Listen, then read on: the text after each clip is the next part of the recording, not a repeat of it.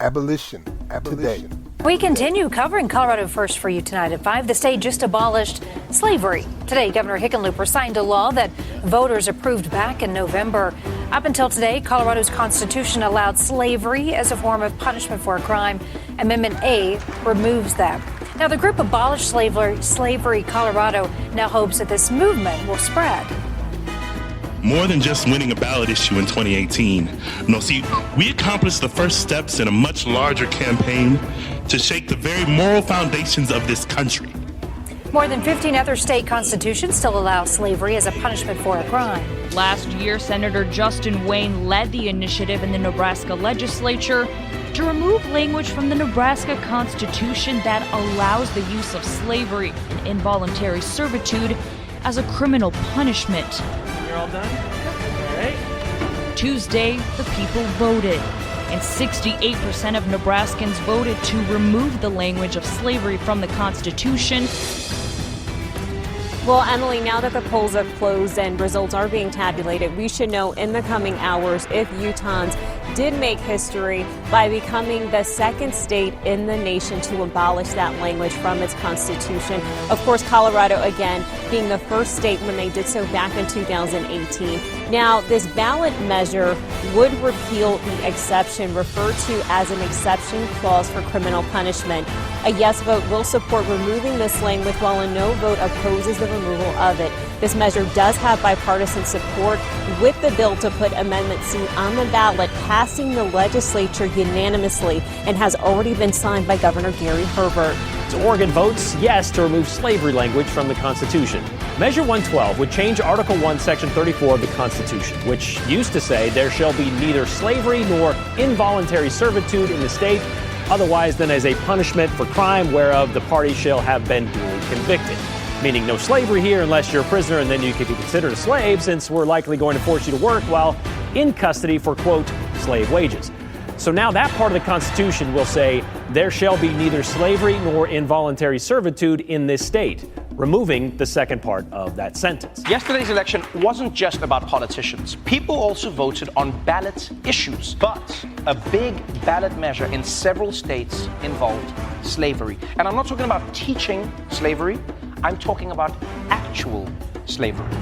5 states were voting on constitutional amendments to ban slavery, and not all of them passed those bans. In all, 5 states were voting on removing slavery from their constitutions. Vermont, Alabama, Tennessee all voted to ban slavery as punishment for a crime. Louisiana, a former slave state, rejected that amendment. All right, America, 4 out of 5 states said no to slavery in the year 2022. That's what I'm talking about. This weekend, Americans celebrated Juneteenth as the country's newest federal holiday, commemorating the day the last of the enslaved in the United States learned they were free. Except the 13th Amendment abolished most, but not all slavery. It reads, neither slavery nor involuntary servitude except as a punishment for crime whereof the party shall have been duly convicted shall exist within the United States.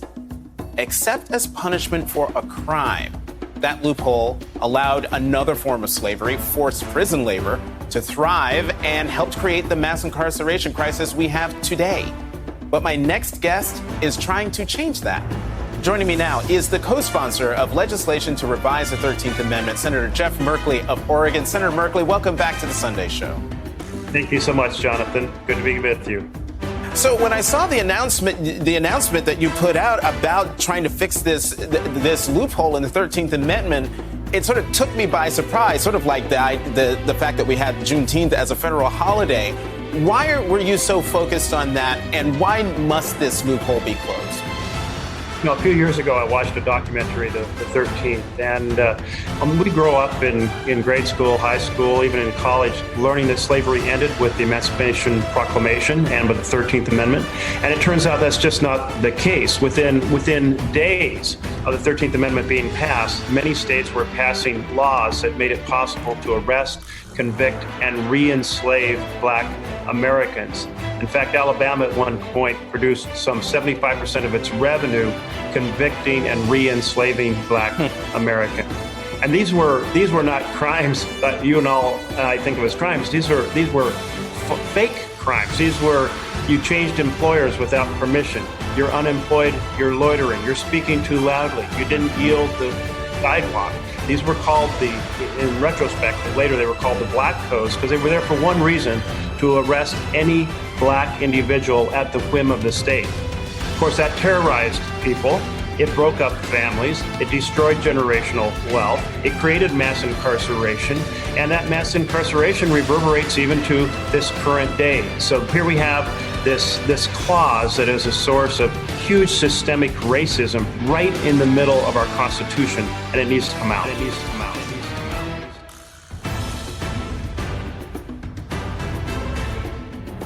Abolition. Today.